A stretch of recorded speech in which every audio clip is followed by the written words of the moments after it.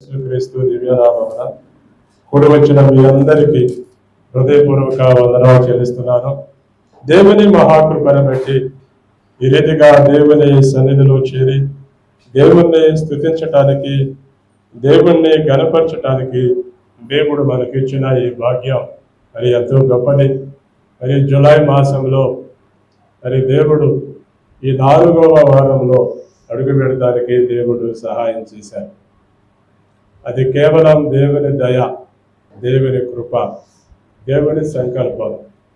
దేవుని దయ మన మీద ఉంది కనుక దేవుడు మనలను సజీవ సాక్షులుగా కాపాడుతున్నాడు. కనుక బ్రతికి ఉన్న మనం ఎప్పుడూ దేవుణ్ణి స్తుతించాలి. ఈ దేహంతో మనం ఉన్నంత కాలం దేవుణ్ణి చూడలేం, కానీ దేవుణ్ణి స్తుతించగలగాలి, దేవుణ్ణి ఆరాధించగలగాలి.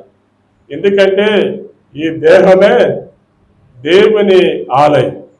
మన దేహాన్ని దేవుడు తనకు ఆలయంగా చేసుకున్నాడు. అందుకని ఈ లోకములో మనం బ్రతికినంత కాలం దేవునికి ఇష్టలుగా బ్రతకాలి. ఈ లోకంలో మనం బ్రతికినంత కాలం దేవునికి ఇష్టలుగా బ్రతకాలి. ఎవడైనా దేవుణ్ణి సంతోషపరచాలి అని అనుకుంటే వాడు తన సంతోషాన్ని చూసుకోడు, తన కష్టాలను చూసుకోడు, తన ఇబ్బందులను చూసుకోడు. దేవుణ్ణి సంతోషపరచాలి అనుకునేవాడు ఏమండి దేవుని వైపే చూస్తాడు, దేవుని వైపే ఉంటాడు. తన సంతోషాల్ని, తన సుఖాల్ని చూసుకోలేడు. దేవుణ్ణి సంతోషపరిచేవాడు అంటే తన పొరుగు వారిని కూడా సంతోషపరుస్తాడు. అందుకని ఈ లోకంలో ఉండే మనం ఈ దేహంతో ఉన్నంత కాలం దేవుణ్ణి స్తుతించాలి, దేవుణ్ణి గణపరచాలి, దేవుణ్ణి ఆరాధించాలి. ఈ దేహంతో దేవుణ్ణి స్తుతించడానికే దేవుడు నిన్ను ఏర్పాటు చేసుకున్నాడు. ఈ దేహంతో ఉన్నంత కాలం దేవుణ్ణి స్తుతించాలి. దేహాన్ని విడిచినా కూడా మనం దేవుణ్ణి స్తుతించేటట్లు ఉండాలి. ఈ దేహంతో ఉన్నా దేవుణ్ణి స్తుతించాలి, దేవునికి ఇష్టలుగా ఉండాలి. ఈ దేహాన్ని విడిచిన మనం దేవుణ్ణే స్తుతించే విధానంలో మనం ఉండాలి. అలాంటి భక్తి విధానం మనము ఈ లోకంలో చేయగలిగితే నీలాంటి ధన్యుడు ఇంకోడు ఉండడు, నీ అంత ఆశీర్వదించబడిన వాడు ఇంకోడు ఉన్నాడు. తన స్వనీతిని చూసుకునేవాడు దేవుణ్ణి సంతోషపరచలేడు, దేవుణ్ణి మనస్ఫూర్తిగా ఆరాధించలేడు. కానీ ఈ రోజుల్లో చాలామంది స్వనీతినే చూసుకుంటారు, సొంత కార్యాలే చూసుకుంటారు, సొంత పనులే చూసుకుంటారు, దేవుని పనులు పక్కన పెట్టేస్తారు. అందుకని మనం ఈ దేహముతో అంతకాలము దేవునికి ఇష్టలమై మనం ఎప్పుడైతే బ్రతుకుతామో అప్పుడే మనం క్రీస్తుని సంతోష పెట్టగలుగుతాం. చదువుదాం మన పరిశుద్ధ గ్రంథములో నుండి అపోస్తలుడైన పౌలు కొరింథీయులకు రాసిన 2వ పత్రిక 5వ అధ్యాయం 7 నుండి 10వ వచనం వరకు చదువుదాం. 7వ వచనం నుండి 10వ వచనం వరకు. గనుక ఈ దేహములో నివసించుచున్నంత కాలము ప్రభువునకు దూరముగా ఉన్నామని ఎరిగి ఉండి ఎల్లప్పుడూ ధైర్యము గలవారమై ఉన్నాము. ఇట్లు ధైర్యము కలిగి ఈ దేహమును విడిచిపెట్టి ప్రభువునొద్ద నివసించుటకు ఇష్టపడుచున్నాము. కావున దేహమందున్నను దేహమును విడిచునను ఆయనకు ఇష్టలమై ఉండవలెనని మిగుల అపేక్షించుచున్నాము. ఎందుకనగా తాను జరిగించిన క్రియలు చొప్పున అవి మంచివైనను సరే చెడ్డవైనను సరే దేహముతో జరిగించిన వాటి ఫలమును ప్రతి వాడును పొందినట్లు మనమందరమును క్రీస్తు న్యాయపీఠము ఎదుట ప్రత్యక్షము కావలయును. కావున దేహమందున్నను దేహమును విడిచినను ఆయనకు ఇష్టమై ఉండవలెనని మిగుల అపేక్షించుచున్నాము. చిన్న ప్రార్థన చేద్దాం. మహాపరిశుద్ధుడు అయిన మా తండ్రి, పరలోకమందున్న మా ప్రభువ, పరిశుద్ధ పుణ్యపాదములకు స్తోత్రాలు వందనాలు చెల్లిస్తున్నాం. తండ్రి యేసయ్య, ఈ ఉదయకాల సమయమున చదవబడిన ఈ వాక్యం ఏది? వచ్చిన విడలు మీవారు, నిలిచిన ఈ దాసుడే వట్టివాడు మట్టివాడు ఎన్నిక లేనివాడు. ఈ దాసుడిని మరుగుపరచండి. మీ వాక్యంలో నుండి మీరే నాతో మాతో మాట్లాడి మహిమ పొందమని యేసు క్రీస్తు నామమున అడుగుచున్నాము తండ్రి, ఆమేన్. మనం చదువుతున్న ఈ వాక్య భాగంలో అపోస్తలుడైన పౌలు కొరింథీలో ఉన్న సంఘంతో చెప్తున్నాడు ఈ మాట. ఏమని?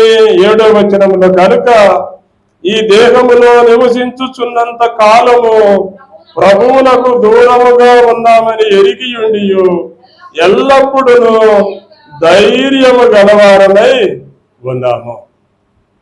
ఈ లోకములో ఉండే మనం ఈ దేహంతోనే బ్రతుకుతాం, ఈ దేహంతోనే ఉంటాం. ఈ దేహాన్ని మనం ఎప్పుడైతే విడిచిపెడతామో అప్పుడు మనం ఏమంటారు? చనిపోయాడండి అంటారు, చనిపోయాడు అంటారు. అందుకని ఈ దేహంతో మనం ఉన్నంత కాలం మనము దేవునికి ఇష్టలుగా బ్రతకాలి. మనకు ఎప్పుడైతే దేవుణ్ణి మన సొంత రక్షకుడిగా మనం అంగీకరిస్తామో, మన దేవుడిగా స్వీకరిస్తామో, మన విమోచకుడిగా స్వీకరిస్తామో, అప్పుడు ఈ దేహంలో మనము ఆయనకు స్థానం ఇవ్వగలుగుతాం. నీవు ఆయనను దేవుడిగా అంగీకరించకపోతే, రక్షకుడిగా అంగీకరించకపోతే, విమోచకుడిగా అంగీకరించకపోతే ఆయన నీ లోనికి రాలేడు. నీ అనుమతి లేకుండా దేవుడు మనలోనికి రాడు. మన అనుమతి ఇస్తేనే, మన దేహంలోనికి వస్తాడు. అందుకని దేవుని బిడలమైన మనం మన దేహముతో ఉన్నప్పుడే మనము దేవుణ్ణి మనలోనికి చేర్చుకోవాలి. దేవుడు మనలో ఉంటే మన తీరు మారిపోతుంది, మన మాట మారిపోతుంది, మన చూపు మారిపోతుంది, మన ప్రవర్తన, మన జీవితం మారిపోతుంది. అందుకని బైబిల్ గ్రంథంలో రాస్తాడు, యెహోవాను రుచి చూచి తెలుసుకోండి. దేవుణ్ణి మనం రుచి చూడాలి. మనం కొన్ని తింటాం ఏమండి, కొన్ని ఆహార పదార్థాలు తింటాం. తిన్నప్పుడు అవి ఎలాగున్నాయో చెప్పగలుగుతాం. బాగుంటే బాగుంది, బాగాకపోతే బాగాలేదు. అలాగే మనం దేవుణ్ణి కూడా రుచి చూస్తే ఆయన ఎలాంటి వాడో మనకు అర్థమవుతాడు. ఆయన కార్యాలు ఎలా ఉంటాయో మనకి నేర్పిస్తాడు. అందుకని ఇక్కడ చెప్తున్నాడు, కావున దేహమందున్నను దేహమును విడిచినను ఆయనకు ఇష్టలమై ఉండవలెనని మిగులా అపేక్షించుచున్నాము. మనము దేహముతో ఉన్నాం. మన మొదటి వచనంలోనికి వెళ్తే ఇక్కడ మంచి మాట ఉంటుంది. భూమి మీద మన గుడారమైన ఈ నివాసము శిథిలమైపోయినను చేతి పని కాక దేవుని చేత కట్టబడినదియు నిత్యమైనదియునై నివాసము పరలోకమందు మనకున్నదని ఎరుగుదుము. ఇక్కడ మనం చదువుతున్నాం కొరింథీలకు రాసిన 2వ పత్రిక 5వ అధ్యాయంలో ఈ మాటలు ఇక్కడ రాయబడి ఉన్నాయి. భూమి మీద ఉన్న మన గుడారము ఈ నివాసము శిథిలమైపోవును చేతి పని కాక. ఏమండి, శాశ్వతమైన నివాసం దేవుడు మన కొరకు సిద్ధపరిచాడు. శిథిలమైపోయేది ఈ నివాసం. దేవుడు ఆయన ఉండటానికి ఈ దేహాన్ని నిర్మించాడు. ఆయన మనలో ఉండటానికి ఈ దేహాన్ని చేసుకున్నాడు. చేతి పనితో చేశాడు. మనలను దేవుడు చేత్తో నిర్మించాడు. మట్టిని తీసుకుని ఒక బొమ్మను చేసి జీవాత్మను ఊది మనలను మనిషిగా దేవుడు చేశాడు. దేవుడు ఎందుకు మనల్ని చేశాడంటే ఆయన మనలో ఉండటానికి, మనతో సహవాసం చేయటానికి, మనతో ఉండటానికి ఆయన మనలను ఏర్పాటు చేసుకున్నాడు. కానీ మనము అందరితో సహవాసం చేస్తాం, ఏమండి? దేవునితో సహవాసం చేయలేకపోతున్నాం.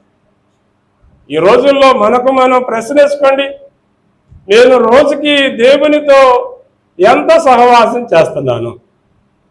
రోజుకి మనం దేవునితో సహవాసం ఎంత ఉంటుంది? దేవునితో రోజు నువ్వు ఎంతసేపు మాట్లాడతావు? దేవుని వాక్యాన్ని రోజు నువ్వు ఎంత చదువుతావు? దేవుని గురించి రోజు నువ్వు ఎంత మాట్లాడతావు అని మనలోనే మనం ప్రశ్నించుకుంటే మనం దేవునితో ఎంత సహవాసం చేస్తున్నామో అర్థమవుతుంది. కానీ ఈ రోజుల్లో చాలా మంది ఏమండి వ్యర్థమైన వాటితోనే సహవాసం చేస్తారు. నాకు తెలిసి 100కి ఏమండి 85% మంది ఫోన్తో ఎక్కువ సహవాసం చేస్తారు. ఫోన్తోనే తల్లిదండ్రులతో కూడా ఎక్కువసేపు గడపరు, ఫ్రెండ్స్తో కూడా ఎక్కువసేపు గడపరు, ఏమండి ఫోన్తో ఎక్కువసేపు గడుపుతున్నారు. తల్లిదండ్రులు వచ్చి అమ్మ భోజనం చేయన్నా కూడా అప్పుడే టైం అయిందా అనే ఏమండి ఆలోచనలో ఈ రోజుల్లో ఉన్నారు. అందుకని మనము మనుషులతో సహవాసం మర్చిపోతున్నాం.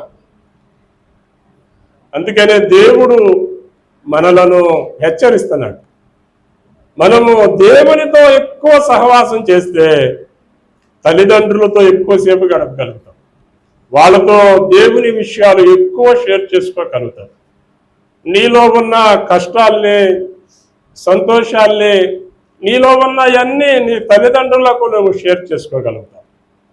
కానీ ఈ రోజుల్లో చాలామంది వారికి ఉన్నదానిని మనసులో పెట్టుకొని నలిగిపోయే వాళ్ళు ఎక్కువ మంది ఉన్నారు, కానీ పంచుకుని షేర్ చేసుకునే వాళ్ళు లేరు.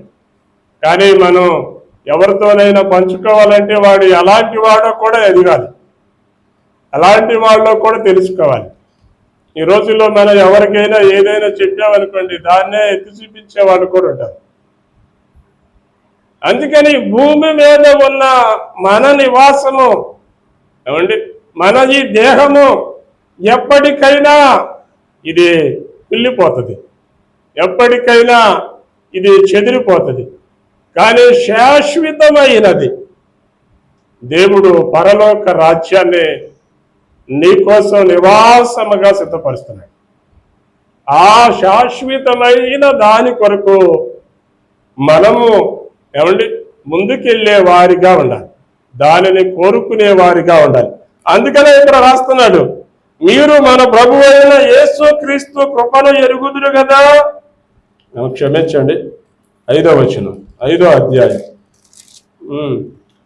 2వ వచనం. మనము దిగంబరులము కాక వస్త్రము ధరించుకొనిన వారముగా కనబడుదుము. కాబట్టి పరలోకము నుండి వచ్చు మన నివాసము దీనిపైన ధరించుకొనని అపేక్షించుచు దీనిలో మురుగుచున్నది. ఈ గుడారములోనున్న మనము భారము మోసుకొని మూలుగుచుందాము. ఇది తీసివేయవలనని కాదు కానీ మధ్యమైనది జీవము చేత మింగివేయబడినట్లు ఆ నివాసమును దీనిపైన ధరించుకొన కోరుచున్నాము. ఈ గుడారములో ఉన్న మనము భారము మోసుకొనుచు మూలుగుచున్నాము. శరీరాన్ని ధరించిన ప్రతి ఒక్కరిలో ఏమండి వారి వారి సామర్థ్యము కొరకే, వారి వారి సామర్థ్యమును బట్టి వారికి శోధనలు అనేవి ఎదురవుతూ ఉంటాయి. ప్రతి మనిషికి శోధన అనేది ఉంటుంది, కష్టం అనేది ఉంటుంది, సమస్య అనేది ఉంటుంది, బాధ అనేది ఉంటుంది. శోధన లేకుండా మనిషి ఈ లోకంలో బ్రతకలేడు, భారం లేకుండా మనిషి ఈ లోకంలో జీవించలేడు. ఏదో ఒక భారం మన మీద ఉంటుంది. కుటుంబ భారం ఉంటుంది, ఉద్యోగ భారం ఉంటుంది, సంసార భారం ఉంటుంది, పిల్లల భారం ఉంటుంది. ఈ లోకంలో ఏదో ఒకటి మనం కలిగి బ్రతకాలి. ఏమీ లేకుండా ఉన్నాడంటే వాడిని ఏమనాలి? పిచ్చోడు అనాలి, అంతే. వాడికి ఏది ఉండదు, వాడికి మైండ్ పనిచేయదు, వాడికి ఏం తెలియదు. కానీ చాలామంది అనుకునేది ఏంటంటే నాకే ఎక్కువ కష్టాలు వస్తున్నాయి, నాకే ఎక్కువ బాధలు వస్తున్నాయి, నాకే ఎక్కువ ఇబ్బందులు వస్తున్నాయి, నాకే ఎందుకు ఇవన్నీ జరుగుతున్నాయి, వాళ్ళు చూడు ఎంత బాగున్నారు, వాళ్ళు చూడు ఎంత ఆనందంగా ఉన్నారు, వాళ్ళు చూడు అంత సుఖంగా ఉన్నారు అనుకుంటారు. ఏమండి, వాళ్ళు అనుకుంటారు. చాలామంది బయటికి బాగుంటారు. ఏమండి, వీళ్ళందరూ ఎవరైనా మిమ్మల్ని అడిగారనుకోండి, అమ్మ బాగుండారా అని అన్నారనుకోండి, ఇక నిజం చెబుతారా అబద్ధం చెబుతారా? బాగున్నారా అంటే బాగుండావని అంటాం. మీలో ఉన్న బాధలన్నీ చెప్తారా? మీలో ఉన్న బాధలు ఎవరికి చెప్తావు? భర్తకో, లేకపోతే భార్యకో, లేకపోతే తల్లిదండ్రులకో, లేకపోతే స్నేహితులకో చెప్తాం. కానీ నిన్ను అడిగేవారందరికీ చెప్పలేము. కానీ పైకి మాత్రం ఏమన్నా ఉంటాం, బాగానే ఉంటాం. కానీ లోపల మనకుండే బాధలు ఉంటాయి, కష్టాలు ఉంటాయి, ఇబ్బందులు ఉంటాయి, ఆటంకాలు ఉంటాయి. కానీ అవి నిన్ను ఏలకూడదు, వాటి మీద నీ జీవితం నడవకూడదు. అవి అలా వస్తూనే ఉంటాయి, అవి అలా పోతూనే ఉంటాయి. అంతేకాని ఈ రోజుల్లో చాలామంది వాటి మీదే ధ్యాస పెట్టుకుంటారు, వాటి మీదే ఆలోచన పెట్టుకుంటారు. నాకే ఎందుకు, నాకే ఎందుకు, నాకే ఎందుకు అనే ఆలోచనతో ఏమంటే ఏం చేయకుండా దేనికి పనికి రాకుండా పోతున్నారు. అందుకని ఈ లోకంలో ఉన్నప్పుడు ప్రతి ఒక్కరికి భారం అనేది లేకపోతే, బాధ్యత అనేది లేకపోతే మనిషి మనుగడ సాగదు, మనిషి మనుగడ ముందుకు వెళ్ళదు. అందుకని ఏదో ఒక భారం కలిగి మనం ఈ లోకంలో మన జీవితాన్ని ఎప్పుడైతే కొనసాగించగలుగుతామో మనము అప్పుడే ధైర్యంగా ముందుకు సాగుతాం. అందుకని ఇక్కడ మాట చెప్తున్నాడు, మీరు ధైర్యముతో ముందుకెళ్ళండి. ఈ వచ్చే సమస్యలను చూచి, ఇబ్బందులను చూచి, ఆటంకాలు చూచి ఆగిపోకండి. నీకు దేవుడున్నాడు, నీకు రక్షకుడున్నాడు, నిన్ను కాపాడటానికి విమోచకుడు ఉన్నాడు. నీ దేహము ఈ లోకములో నువ్వు విడిచినా నేను పరలోకానికి వెళ్తాను కనుక నేను ఈ లోకములో ధైర్యంగా ముందుకు సాగాలి, ఈ లోకంలో నేను ధైర్యంతో బ్రతకాలి అనే ఆలోచన ఎప్పుడైతే మనలో ఉంటుందో అప్పుడే మనం ముందుకి సాగగలుగుతాం. అందుకనే దేవుడు ఈ మాటలు ఇక్కడ మనతో మాట్లాడుతున్నాడు. ఇంకా నేను ముందుకు వస్తాను, నేను అనుకునే అంశంలోనికి రావడానికి. ఇప్పుడు 6వ వచనం చదువుదాం.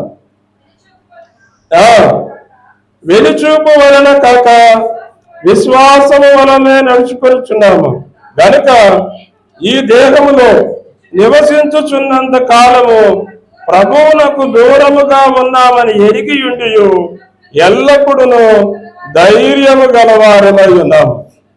ఇట్టు ధైర్యము కలిగి ఈ దేహమును విడిచినను కావున దేహమందున్నను దేహమును విడిచినను ఆయనకు ఇష్టలమై ఉండాలి. మన జీవితాల్లో మన ఇష్టం ఉండకూడదు. ఒకటి గుర్తుపెట్టుకోండి, మన జీవితాలు సరైన క్రమంలో కొనసాగాలంటే ముందు మన ఇష్టం కాదు, దేవుని ఇష్టం నీలో ఉండాలి. దేవుని ఇష్టం. దేవుడు నిన్ను చూచినప్పుడు ఆయన సంతోషించేవాడై ఉండాలి, ఆనందించేవాడై ఉండాలి. నిన్ను బట్టి ఆయన గర్వించదగినట్లుగా ఉండాలి. ఈ రోజుల్లో చాలా మంది నా ఇష్టం అంటారు. తల్లిదండ్రులు చెప్పలే నా ఇష్టం అంటారు. నీ ఇష్టం నీకు ఎప్పుడూ మేలు చేయలేదు. నీ ఇష్టం నీకు ఎప్పుడు మేలు కలగదు. తల్లిదండ్రులు నీ మేలు కోరతారు, అన్నదమ్ములు మేలు కోరతారు. ఏమండి, నలుగురు కలిసి నిర్ణయం తీసుకుని అందరూ ఒక ఇష్టం మీద వెళ్తే అది మేలు జరుగుతుంది. అంతేకాని ఒక్కళ్ళ ఇష్టం మీద మనం ముందుకెళ్ళలేము. అందుకని ఇక్కడ పరిశుద్ధ గ్రంథంలో మనం ఒక మాట చదువుదాం. న్యాయాధిపతుల గ్రంథం 14వ అధ్యాయము 13వ వచనాన్ని చదువుదాం.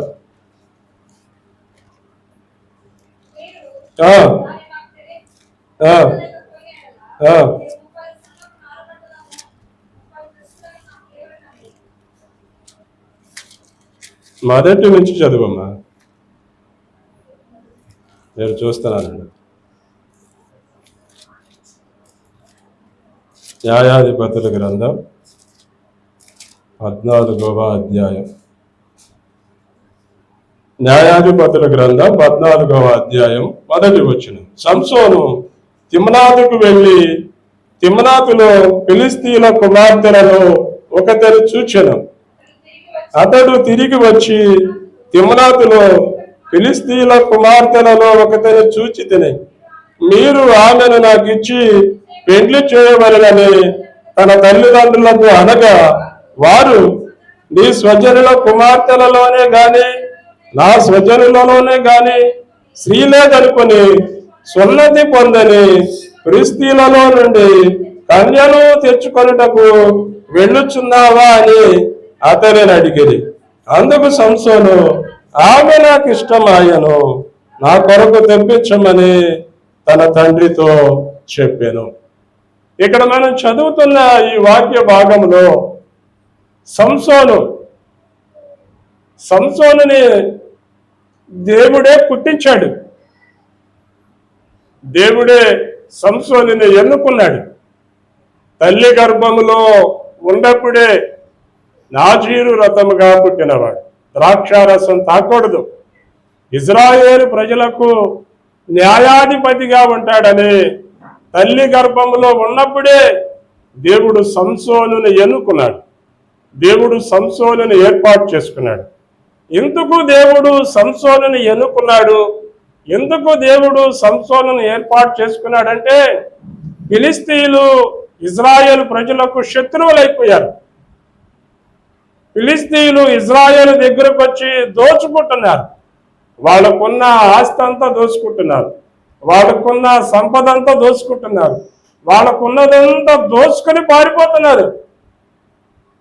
అందుకని దేవుడు సంసోనుని ఎన్నుకున్నాడు, సంసోనుని పుట్టించాడు. ఇతడు దేవుని వైపు చూడటం మానేశాడు. దేవుని వైపు చూడకుండా ఎవరిని చూస్తున్నాడు? ఫిలిష్తీయులలో ఒక స్త్రీని చూచి తిని, ఆమె నాకు ఇష్టమైనది అని రాశాడు. అక్కడ తల్లిదండ్రులు చెప్తున్నారు, ఏమని చెప్తున్నారు? అయ్యా, నా స్వజనులలో ఎంతమంది అందగత్యులు లేరు, ఎంతమంది దేవుని బిడ్డలు లేరు, నువ్వు నా స్వజనుల్లో ఎవరినో కూడా చేసుకో అని అన్నారు. లేకపోతే నీ తండ్రి స్వజనుల్లో ఎంతమంది స్త్రీలు లేరు, ఫిలిష్తీయులు ఏమండి అన్యులు, వీళ్ళు అన్యులు, సున్నతి పొందని ఫిలిష్తీయులతో నీవు ఎలాగూ ఏమండి సహవాసం చేస్తావు, ఎలాగూ వాళ్ళతో మనం విజయం అందుతాం, అది మనకొద్దు అని తల్లిదండ్రులు చెప్పారు. కానీ ఈ రోజుల్లో చాలామంది ఏమండి ఇక్కడే రాంగ్ స్టెప్, నాకు ఇష్టమైంది. ఏమండి, నీకు ఇష్టమైంది జీవితాంతం ఇష్టంతో చూసేవాళ్ళు ఉంటారా? ఒక సామెత ఉంటుంది, తినగా తినగా ఏమంటే ఆప కూడా తీపి అయిద్దంట. ఏమండి భర్త చేసుకోగా ఏమవ్వాలి? భర్తతో కాపురం చేస్తున్న స్త్రీ చేసుకున్నప్పుడు బాగుండాడండి, ఇప్పుడు ఏమయ్యాడమ్మా అంటే ఏం చెబుతారు? ఇప్పుడు బాగాలేదండి. ఏమండి మా ఇళ్ళ కాడ ఒక ఉంది, ఏమండి జరిగిందే చెప్తున్నా. భర్త భార్య, ఇద్దరు భార్యాభర్తలు, వాళ్ళకి ముగ్గురు పిల్లలను కంది, వాళ్ళ పిల్లలు పుట్టారు. ఇప్పుడు భర్త నచ్చలేదు. ఏమండి ఇప్పుడు నువ్వు నాకు నచ్చలేదు, నాకు వద్దు అంటుంది. ఇప్పుడు ఆ వయసు చూస్తే 65 ఉంటాయి, ఆయన వయసు చూస్తే 70 ఉంటాయి. 70 సంవత్సరాలు వచ్చేసరికి భర్త మీద ఇష్టం పోయింది. ఏమండి ఈ రోజుల్లో చాలామంది కూడా ఇదే ఇష్టమని తెచ్చుకుంటారు, తర్వాత కష్టాలు అనుభవిస్తారు.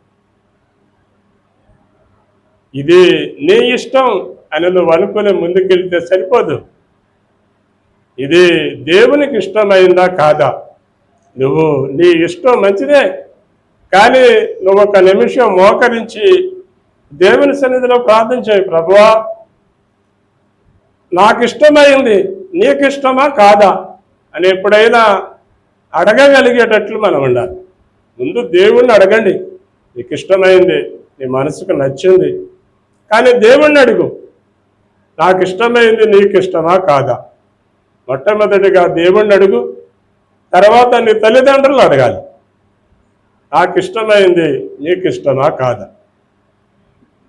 అప్పుడు దేవునికి ఇష్టమైంది తల్లిదండ్రులకు కూడా ఇష్టమైంది. దేవునికి ఇష్టం లేనిది తల్లిదండ్రులకు కూడా ఇష్టం ఉండదు. అందుకని సంసోను తిమ్నాతుకు వెళ్ళి ఫిలిస్తీన్లలో ఒక స్త్రీని చూచెను, ఆమె నాకు ఇష్టమైనది, ఆమెను నాకు ఇచ్చి పెళ్లి చేయండి అని అడిగాడు. ఇప్పుడు నేనేం చేయాలి?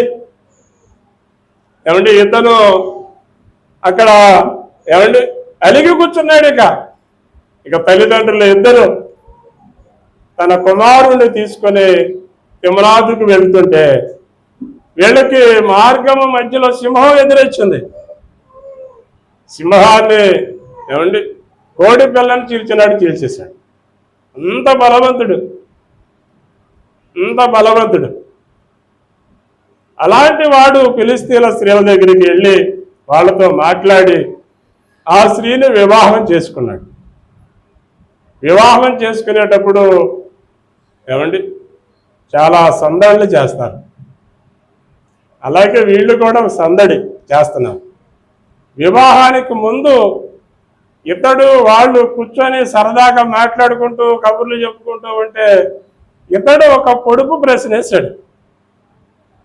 సంసోను వాళ్ళతో ఒక ప్రశ్న వేశాడు, ఒక పొడుపు కథ వేశాడు. బలమైన దానిలో నుంచి మధురమైనది వస్తుంది ఏంది అనే పొడుపు కథ వేశాడు. బలమైన దానిలోనిది మధురమైనది వచ్చేది ఏందో వాళ్ళకి అర్థం కాదు.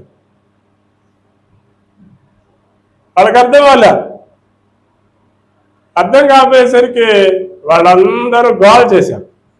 మమ్మల్ని అవమానపరచడానికి, మమ్మల్ని నిందించడానికి, మమ్మల్ని హేళన చేయటానికి, మమ్మల్ని ఈ పెళ్లికి పిలిచారా అని పెళ్లి కొడుకులు ఏమండి తల్లిదండ్రుల్ని, ఆ అమ్మాయిని చాలా ఇబ్బందులు పెట్టారు.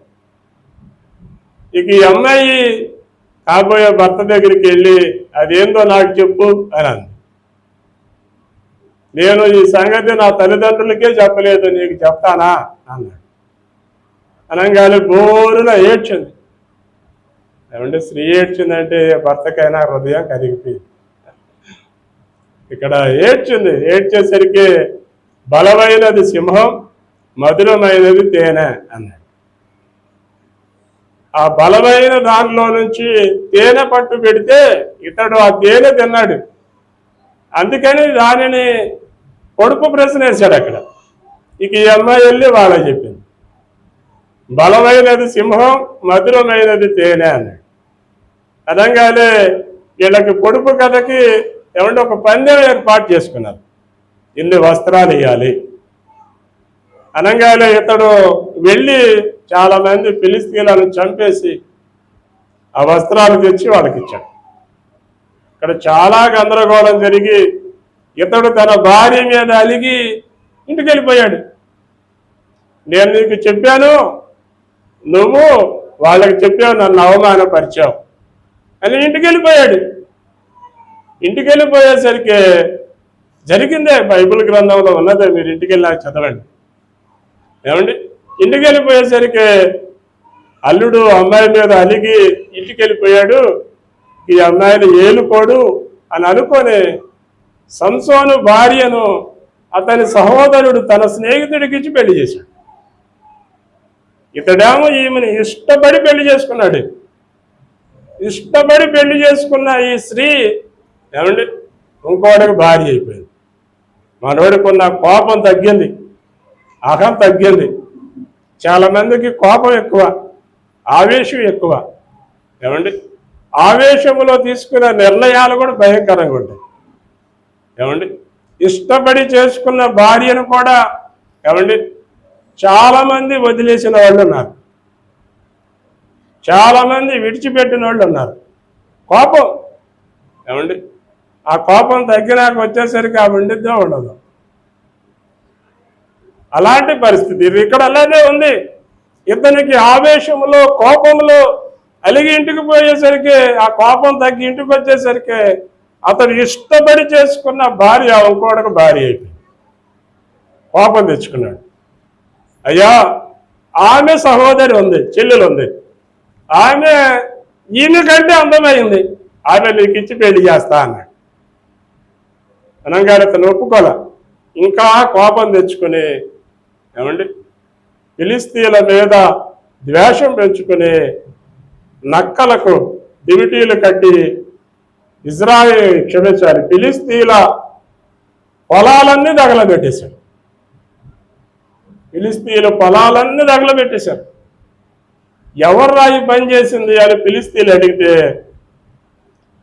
ఆ తిమ్మనాథి వాడైన సంసోను అల్లుడు అతని భార్యను తీసుకుని ఇంకోటికిచ్చి పెళ్లి చేస్తే వాడు కోపంతో ఈ పొలాలన్నీ తగలబెట్టేటట్టు చేశాడు. వాళ్ళు కోపం తెచ్చుకుని ఏమంటే సంసోను భార్యను వాళ్ళ అత్తమామలందరినీ తగలబెట్టేశారు. ఇంత భయంకరం. క్షణమాత్రం ఆవేశం మన జీవితాల్ని పాడు చేస్తాం. క్షణమాత్రమే ఏమండి ఒక్క నిమిషం నువ్వు తగ్గించుకున్నావు అనుకోండి, నీ కుటుంబం బాగుపడుతుంది, నీ కుటుంబం దీవించబడుతుంది, నీ కుటుంబం ఫలభరితంగా ఉంటుంది. ఆ క్షణమాత్రం ఆవేశమే. మా ఇళ్ళకాడ ఒక సంఘటన జరిగింది. భర్త తాగిపోతూ, ఇద్దరు మగపిల్లలు. భర్తనే మగపిల్లల్ని భయపెడదామని నవక్రాలు బుడ్డి తెచ్చుకుంది. ఏమండి పురుగుల మందు భయపెడదామని తెచ్చుకుంది, ఆవేశంతో తాగేసింది. అంతే, ఆవేశంతో తాగేసింది. హాస్పిటల్ తీసుకెళ్లారు, శవమై ఇంటికి వచ్చింది. అంతే. ఇప్పుడు వాళ్ళు ఏమండి తల్లిదండ్రులు లేని పిల్లలు అయిపోయారు.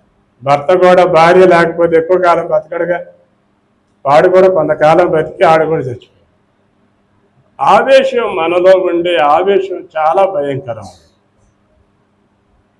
ఈ సంసోనికి బలమైన వాడే కానీ ఆవేశం ఎక్కువ.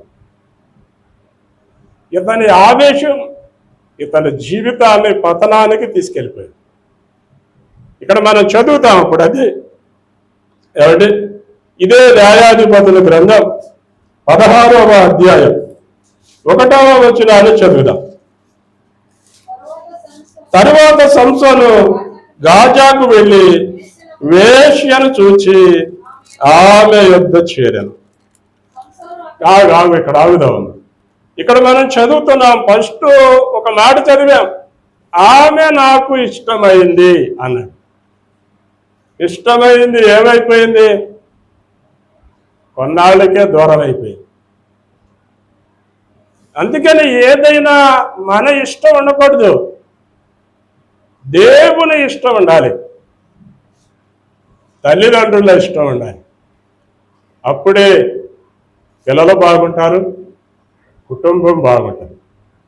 ఇప్పుడు ఇతడు దేవుని ఇష్టాన్ని వదిలేశాడు, తల్లిదండ్రుల ఇష్టాన్ని వదిలేశాడు. వదిలేసి దేశ దింబర్లా తిరుగుతున్నాడు. అందుకనే ఇక్కడ మనం చదువుతున్నాం, తరువాత సంసోను గాజాకు వెళ్ళి వేశ్యను ఒక దానిని చూచి ఆమె ఇంట చేరాడు. ఇప్పుడు అతడు అక్కడికి ఇష్టంతో వెళ్ళాడా, ఇష్టం లేక వెళ్ళాడా? ఇక ఉండే కొంది చాలా మంది ఏం చేస్తారంటే మనసుని చంపేసుకుంటా ఉంటారు, మనసుని గాయం చేసుకుంటా ఉంటారు. నువ్వు దేవునితో సహవాసం చేసే వ్యక్తివి ఏమండి, ఉండే కొంది దిగజారు, ఉండే కొంది పతనమవు. ఏమండి, ఇక్కడ ఇతడు దేవునితో సహవాసం చేసినవాడు, దేవునితో నడిచినవాడు ఒక స్టెప్ రాంగ్ స్టెప్ వేసి దానిని సరి చేసుకోవటానికి ముందుకెళ్ళాలి. నువ్వు మొదటే తప్పు చేసావు. మొదటే తప్పు చేసినప్పుడు అయ్యా నేను తప్పు చేశాను, అయ్యా నేను పాపం చేశాను, దయతో నన్ను క్షమించి ఇలాంటి తప్పు రెండోసారి జరగకుండా సహాయం చేయి అని దేవుడి దగ్గర వేడుకోవాలి. కానీ మనం అలాంటి స్పృహలోకి రావాలి. ఒక తప్పు జరిగిందండి, తెలిసి జరిగిందో తెలియక జరిగిందో, జరిగినప్పుడు దానిని సరిచేసుకునే ప్రయత్నం మనం చేయాలి. కానీ ఇతను సరి చేసుకునే ప్రయత్నం చేయకుండా గాజాకు వెళ్ళి అక్కడ ఇంకొక స్త్రీని చూశాడు. మన మనసులో ఎంతమందికి స్నానం ఇవ్వగలుగుతాం చెప్పండి? నీ మనసులో ఎంతమందికి స్నానం ఇవ్వగలం? నీ మనసులో ఒక్కడేకే స్నానం ఇవ్వగలం. ద్విమనస్సుకులు ఉండరు. దేవుణ్ణి నమ్మేవాడికి ద్విమనస్సుకులు ఉండరు. భర్త ఒక్కడే ఉంటాడు, తండ్రి ఒక్కడే ఉంటాడు, భార్య ఒక్కతే ఉంటుంది. అంతే, ఒక్కడే ఉండాలి. అప్పుడే ఆ కుటుంబం ఎలా ఉంటుంది? అన్యోన్యంగా ఉంటుంది, సంతోషంగా ఉంటుంది, సమాధానంగా ఉంటుంది, ఆనందంగా ఉంటుంది. ఆ కుటుంబంలోకి ఇంకో వ్యక్తి వస్తే సమస్యలు ఏర్పడతాయి, ఇబ్బందులు ఏర్పడతాయి, ఆటంకాలు ఏర్పడతాయి. ఇతడు తన మనసులో ఉన్నదానిని ఏమండి ఏం చేయాలో అర్థం కావట్లా, దానిని ఎలా తీసివేసుకోవాలో అర్థం కావట్లా, దానిని ఎలా సరి చేసుకోవాలో అర్థం కావట్లా. అర్థం కాక ఏమండి దానిని కప్పిపుచ్చటానికి ఇంకొక తప్పు చేయడానికి ముందుకెళ్తున్నాడు. దీని అర్థం మీకు కొంచెం అర్థమయ్యేటట్టు చెప్తా. ఇప్పుడు ఒక అబద్ధం ఆడారు అనుకోండి, ఆ అబద్ధం కప్పిపుచ్చాలంటే ఏం చేయాలి? మళ్ళీ ఒక అబద్ధం ఆడాలి. అది ఇతర మనసులో ఒక అమ్మాయికి స్నానం ఇచ్చి ఆ అమ్మాయి చచ్చిపోయినాక ఏమండి దానిని వదిలేయలేకపోయాడు. వదిలేయలేక ఆ ఆలోచనతో ఇంకో స్త్రీ దగ్గరికి వెళ్తున్నాడు. మళ్ళీ ఆమె స్త్రీ ఎలాంటిదని రాశాడు అక్కడ? వేశ్య. మన జీవితం ఎప్పుడైతే పతనమవుతుందో మన గ్రహింపు తెలియదు, మనం గ్రహింపులోనికి రాము. ఎప్పుడు గ్రహింపులోకి వస్తావంటే పూర్తిగా మునిగిపోతారు చూడండి, అప్పుడు గ్రహింపుకి వస్తారు. నువ్వు నుంచున్నావని తెలుసుకుంటే పడిపోకుండా చూసుకో అని రాశాడు. రాత్రే చెప్పాను, నుంచున్నానని తలంచుకొని వాడు పడిపోకుండా జాగ్రత్తగా ఉండవలను అని రాశాడు. ఇప్పుడు మనం నుంచొని ఉన్నామా, పడిపోయి ఉన్నామా? సంసోను నుంచొని ఉన్నాడా, పడిపోయి ఉన్నాడా? సంసోను పడిపోయి ఉన్నాడు. పడిపోయి ఉన్నాడు కనుకనే గాజాకు వెళ్ళి వేశ్యను చూసి ఆమె వెంట చేరాడు. ఆమె ఇంట చేరినాక అక్కడ ఎన్ని రోజులు ఉన్నాడు? ఏమండి చదివాము అక్కడ. తరువాత సంసోను గాజాకు వెళ్ళి వేశ్యను ఒక దానిని చూచి ఆమె యొద్ద చేరను. సంసోను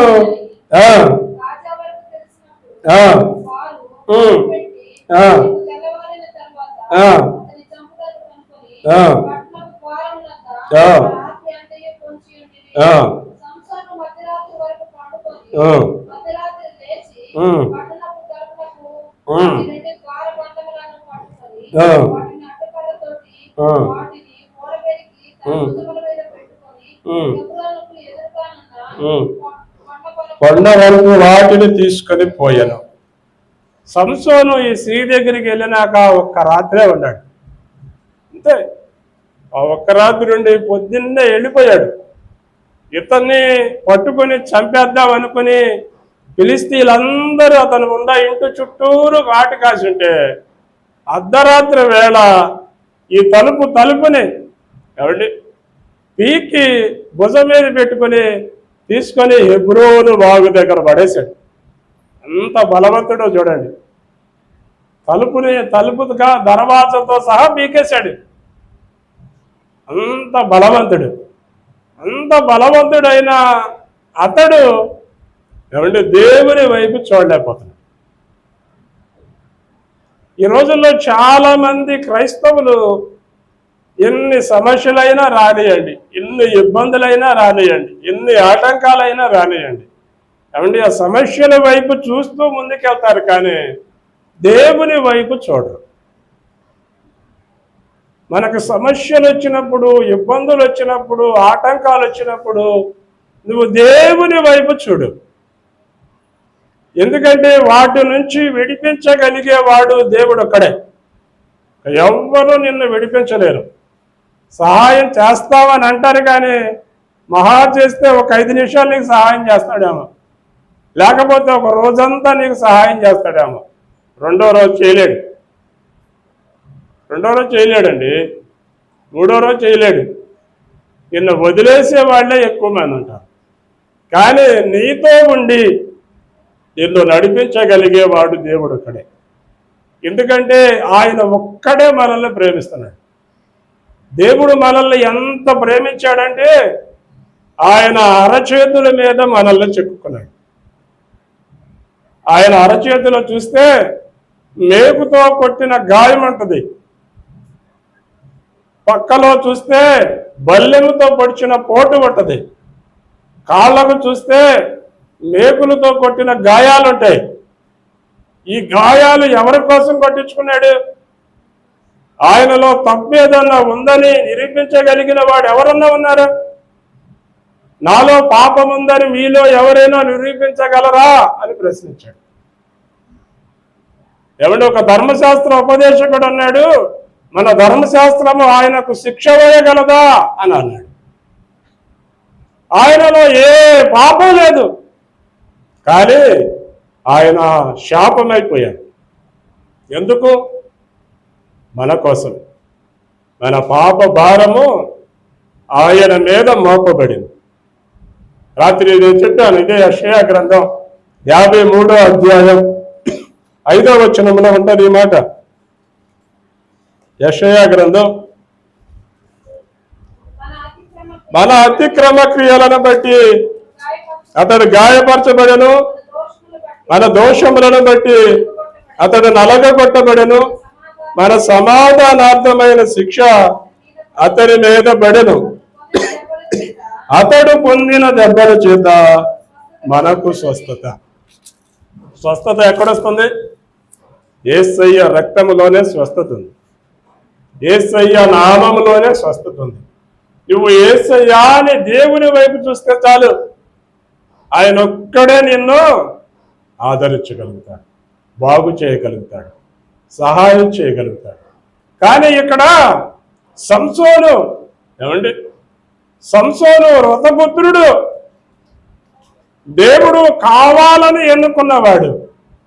ఇక్కడ గుర్తుపెట్టుకోండి, మనం ఎక్కువగా ఎవరిని ప్రేమిస్తామో వాళ్ళ వల్లే కష్టాలు వస్తాయి. గుర్తుపెట్టుకోండి. మనం ఎక్కువగా ఎవరిని ప్రేమిస్తామో వాళ్ళ వల్లే కష్టాలు వస్తాయి. అందుకని దేవుని కంటే ఎక్కువగా ఎవరిని ప్రేమించకండి. మొదటి స్థానం దేవునికి ఇవ్వండి.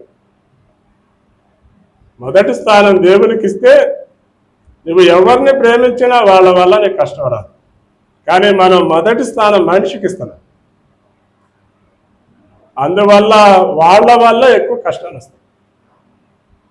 అందుకని నేను మిమ్మల్ని ప్రేమించొద్దనంటల్లా, కానీ ఇప్పుడు మీరు అనుభవిస్తున్నారు కూడా చాలామంది. మనం ఎక్కువగా ఎవరిని ప్రేమిస్తున్నామో వాళ్ళే మనల్ని నిందించే వాళ్ళుగా ఉంటున్నారు. మీకు మాట చెప్పేది, ఈ రోజుల్లో చాలామంది పిల్లలు పెళ్ళిళ్ళు అయినాక తల్లిదండ్రులను తీసుకెళ్ళి తెలియని ఊర్లో వదిలిపెట్టేసి వచ్చేస్తున్నారు. తెలుసా మీకు? వాళ్ళని వాళ్ళు అంత ప్రేమించారు, తినక అవండి కష్టపడి వాళ్ళను చదివించి ప్రయోజకులను చేసి వాళ్లకు ఒక ఉన్నతమైన స్థితి ఇస్తే ఇప్పుడు వాళ్ళు ఏం చేస్తున్నారు? తెలియని ఊరు అవండి, వీడు వదిలిపెట్టేసి వెళ్ళిపోయాడని వాళ్ళకి తెలియకుండా, వదిలిపెట్టేసి వెళ్ళిపోయినాక మళ్ళీ ఆ ఇంటికి వెళ్తారా? వెళ్ళలేక రోడ్ల మీద అడుక్కొని బ్రతికెత్తున్నారు, రోడ్ల మీద అడుక్కొని జీవనోపాధి చేస్తారు. వాళ్ళకి ఎంత వేదన ఉంటుంది చూడండి. అందుకని మనిషి మొట్టమొదటిగా ప్రేమించాల్సింది మనిషిని కాదు, దేవుడిని ప్రేమించాలి. దేవునికి నువ్వు మొట్టమొదటి స్థానం ఇస్తే నిన్ను దేవుడు అలా వదిలేయడు. నువ్వేం చేస్తున్నావంటే మనిషికి మొట్టమొదటి స్థానం ఇస్తున్నావు, మనిషి నిన్ను వదిలేస్తున్నావు. అందుకని ఇతను కూడా దేవునికి మొదటి స్థానం ఇవ్వట్లా, మొదటి స్థానం ఇవ్వట్లా. అందుకనే ఇతడు కష్టాల మీద కష్టాలు తెచ్చుకుంటున్నాడు. అందుకనే మనం ఇందాక చదివాం, ఏమంటే తిమ్మనాథు వెళ్ళి ఒక స్త్రీని చూశాడు, గాజాకు వెళ్ళి ఒక స్త్రీని చూశాడు. ఇప్పుడు ఇదే 4వ వచనంలో మనం చదువుతున్నాం. ఏమండి, పిమ్మట అతడు షోరేకు లోయలోనున్న దెలీలా అనే స్త్రీను మోహింపగా, ఏమండి ఇతడు జీవితంలోనికి మరొక స్త్రీ రావాల్సి వచ్చింది. అంటే ఒక మనిషి తన జీవితంలో ఎంతమందికి స్థానం ఇవ్వగలడు? నువ్వు ఎంతమందికి నీ ప్రేమను పంచగలవు? ఏమండి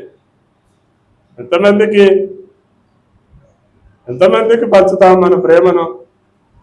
తండ్రికి ప్రేమను పంచుతాం, తల్లికి ప్రేమను పంచుతాం, భార్యకు ప్రేమను పంచుతాం, భర్తకు ప్రేమను పంచుతాం. అంటే వాళ్ళకున్న కేటగిరీని బట్టి ప్రేమ. కానీ ఇతడిలో ముగ్గురి మీద ఒకటే ప్రేమ. అందుకని ఇతడిలో ఏమండి నేను ఆ స్త్రీని చూచాను, ఆమె నాకు ఇష్టమైంది అనే దారిని ఏమండి విడిచిపెట్టకుండా, దానిని సరిచేసుకోకుండా తప్పు మీద తప్పు చేసుకుంటూ ముందుకు వచ్చాడు. ఎప్పుడైతే ఇతడు ఈ స్త్రీ దగ్గరికి చేరాడో, ఈ స్త్రీ దగ్గరికి ఫిలిస్తీన్ల సర్దారులందరూ వచ్చారు. సర్దారులందరూ వచ్చి నీకు మేము ఒక్కొక్కలమే ఏమండి 110 వెండి నాణ్యాలు ఇస్తాం, మేమందరము నీకు వెండి నాణ్యాలు ఇస్తాం, వాడి గర్వం అణచాలి నువ్వు. ఏమండి వాడి గర్వం అణచాలి, వాడి బలం ఏడుందో కనుక్కో అన్నాడు. అది మన బలం ఏడుందో మన రహస్యం ఎవరికి తెలుసు? కన్న తల్లికి తెలిసింది, లేకపోతే కట్టుకున్న భార్యకి తెలిసింది, అంతే, ఎవరికి తెలియదు. ఎందుకంటే కని పెంచిన తల్లిదండ్రులకు తెలుస్తుంది మనలో ఉన్న శక్తి కానీ లోటుపాట్లు కానీ అన్నీ వాళ్ళకి తెలుస్తాయి. రెండవది తెలిసేది భార్యకే. వీడికి భార్య లేదు. ఇప్పుడు దెలీలా అనే ఒక స్త్రీ దగ్గరకు వచ్చి ఆమెను మోహించి ఆమె దగ్గర ఉన్నాడు. ఇప్పుడు ఫిలిస్తీన్ల సర్దారులందరూ వచ్చి ఆ స్త్రీ దగ్గర కూర్చున్నారు. మేము నీకెంత వెండి కావాలంటే అంత ఇస్తాం, అతడు బలం ఎక్కడుందో కనుక్కొని చెప్పమని. ఏమండి, మీరు ఇంటికి వెళ్ళాక చదవండి. ఆ స్త్రీ ఏమంటే సంసోను దగ్గరకు వచ్చి మొదటి రోజు నీ బలం ఎక్కడుందో చెప్పు అంది. బలం ఎక్కడుందో చెప్పు అంటే నవ్వాడు. ఏమండి, నవ్వాడు. ఆ బలం ఏడుందో చెప్పంటే ఇక్కడ రాస్తాడు. ఏమండి, నన్ను నిరవంజి సువలతో బంధిస్తే నాలో ఉన్న బలం పోయింది, సువలతో నన్ను బంధించేయి అన్నాడు. అలంగాలే సువలతో అతన్ని బంధించింది. బంధించి ఫిలిస్తీన్ల సర్దార్లు పిలిచింది. సంసోను ఇదిగో ఫిలిస్తీనుడి మీదకి వస్తున్నారు అన్నాడు అంది. అంతే, వెంటనే వాటిని దారాలు తెప్పినట్లు తెప్పేశాడు. తెంపేం కాలే, ఇంకేమొచ్చింది ఇప్పుడు? పాప వచ్చింది. నువ్వు నాకు అబద్ధం చెప్పావు. మళ్ళీ రెండో రోజు మరలా అడిగింది, నీ బలం ఎక్కడుందో చెప్పు. ఏమండి, అసలు ఆమెకి ఇతనైనా అడగాలి, అసలు ఆ బలం గురించి నీకు ఎందుకని అడగట్లే. ఎందుకు అడగట్లేదంటే ఆమెను మోహించాడు.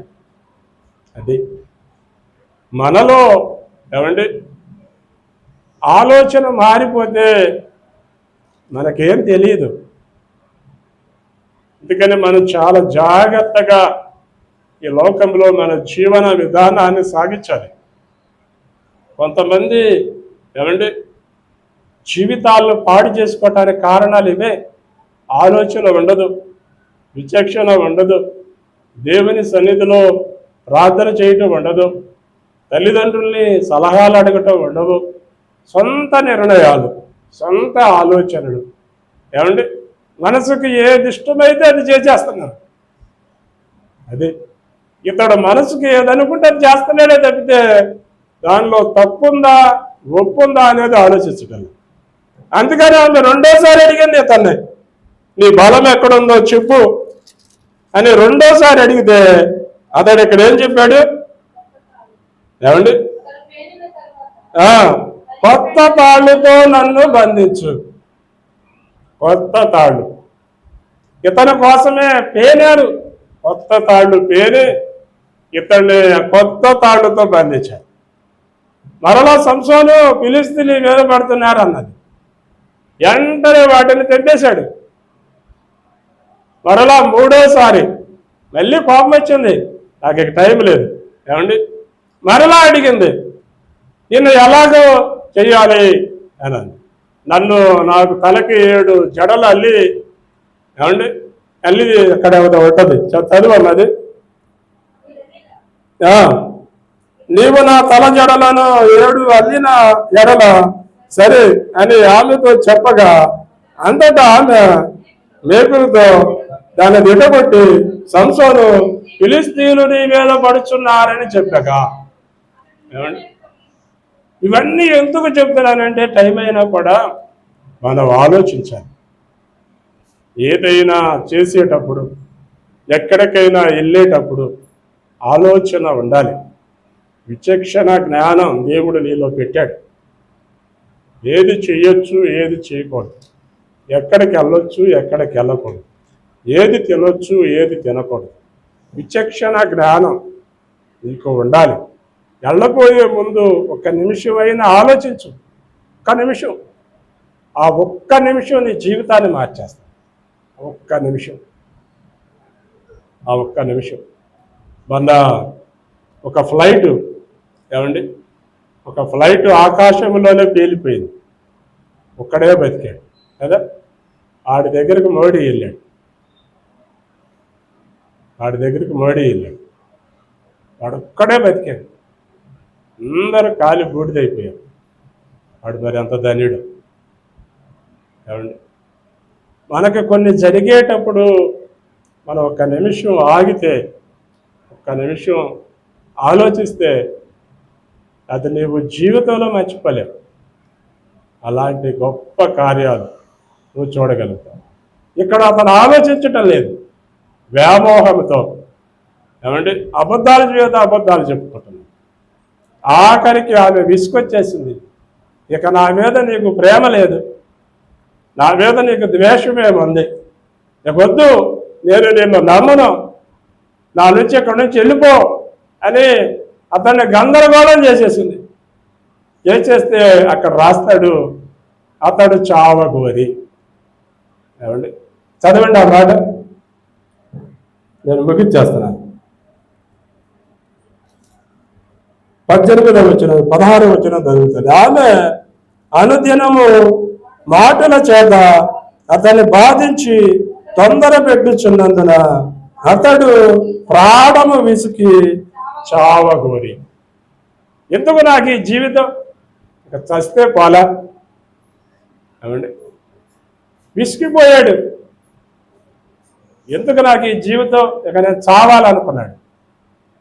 చావగోరి తనకున్న ఏమండి బలం ఎక్కడుందో చెప్పాడు.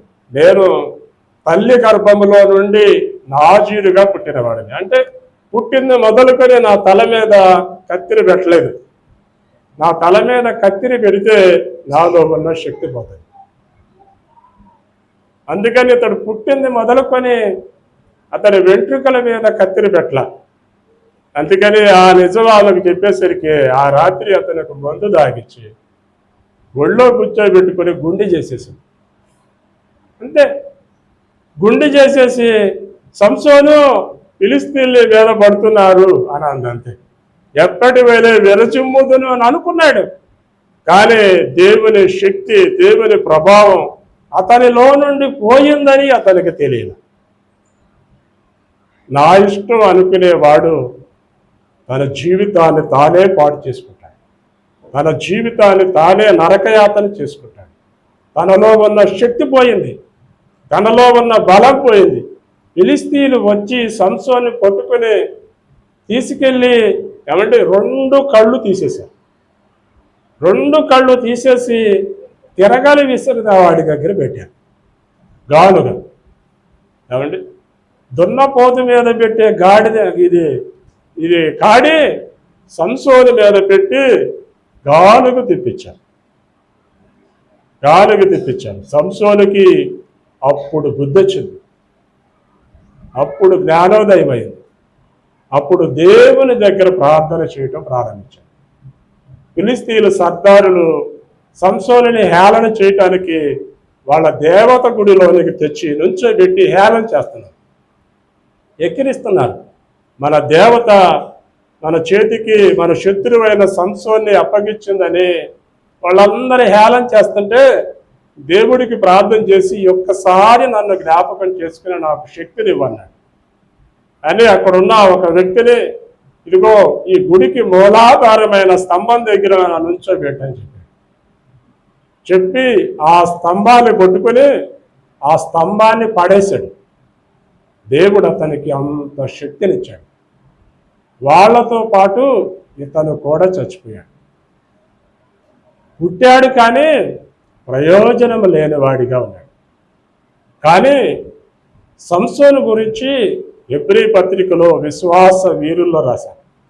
చచ్చిపోయే ముందైనా దేవుని యందు విశ్వాసం ఉంచి విశ్వాస వీరుడిగా చనిపోయాడు. ఈ రోజుల్లో చాలామంది తాగుబోతులుగా తిరిగిపోతులుగా ఏమండి దేనికి పనికిరాని జీవితాలు జీవించి చనిపోతున్నారు. దేవుడు నిన్ను అలా ఎన్నుకోలేదు, అలా ఏర్పాటు చేసుకోలేదు, అలా ఉండటానికి ఇష్టపడతలేదు. ఆయన కుమారుడిగా కుమార్తెగా నువ్వు ఉండాలని దేవుడు ఇష్టపడుతున్నాడు. నువ్వు రాజు కుమారుడు, రాణివి, రారాజువి కనుక అలాంటి జీవితాన్ని దేవుడు మనకిచ్చాడు. కనుక మనం అలా బ్రతుకుదాం, అలా జీవిద్దాం. అలాంటి మాదిరిని అనేకమైన వారికి మనం కూడా చూపిద్దాం. ప్రార్థన చేద్దాం. ఈ ఉదయకాల సమయమున దేవుని సన్నిధిలో ఉన్న మనం చిన్న ప్రార్థన చేద్దాం. కావున దేహమందున్నను దేహమును విడిచినను ఆయనకు ఇష్టలమై ఉండాలని దేవుడు కోరుకుంటున్నాడు. నీవు నీ దేహముతో ఉన్నంత కాలం నువ్వు దేవునికే మొదటి స్థానాన్ని ఇవ్వు. దేవునికే మొదటి ప్రాధాన్యతను. నీ జీవితంలో మొట్టమొదటి స్థానం నీకు దేవుడుంటే నీ కుటుంబం ఫలభరితం, నీ జీవితం ఆశీర్వాదకరం.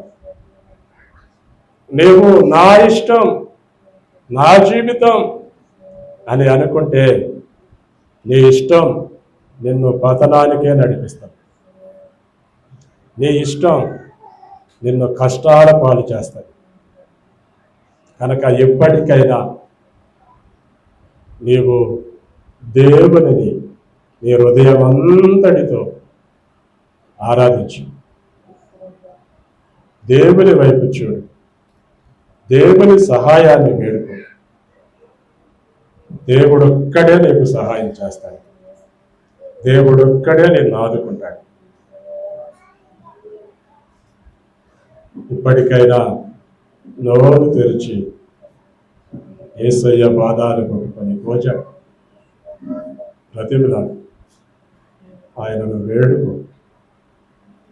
మహాపరిశుద్ధుడు అయిన మా తండ్రి, పరలోకమందున్న మా ప్రభువ, పరిశుద్ధ పుణ్యపాదములకు స్తుతులు స్తోత్రములు వందనాలు చెల్లిస్తున్నాము తండ్రి. మా తండ్రి, సర్వశక్తిమంతుడా, సర్వోన్నతుడా, గొప్ప దేవుడా, మా రక్షకుడా యేసయ్య, స్తోత్రాలు వందనాలు చెల్లిస్తున్నాము తండ్రి. ఈ ఉదయకాల సమయమున ఈ వాక్యంలో నుండి మీరు మా అందరితో మాట్లాడారు ప్రభువా. స్తోత్రాలు వందనాలు. కూడి వచ్చిన ప్రతి ఒక్కరిని దర్శించారు. ఇంతకాలమునైనా మేము మా ఇష్టం అన్నట్లు బ్రతికాము ప్రభువా. మా ఇష్టం మమ్మలను కష్టాలు పాలు చేస్తుందని, నష్టాలు పాలు చేస్తుందని మేము గ్రహించాము. మా ఇష్టం కాదు, మీ ఇష్టం ఆయన మా పట్ల జరిగినట్లు మాకందరికీ సహాయం చేయాలి. సరిని ఈ సమాధానంతో ప్రతి ఒక్కరిని ఆశీర్వదించాలి. సర్వశక్తిమంతుడు, సర్వోన్నతుడు, గొప్పదేవుడు, ఆరక్షకుడు యేసు క్రీస్తు నామమున అడుగుచున్నాను తండ్రి. ఆమేన్. ఆమేన్.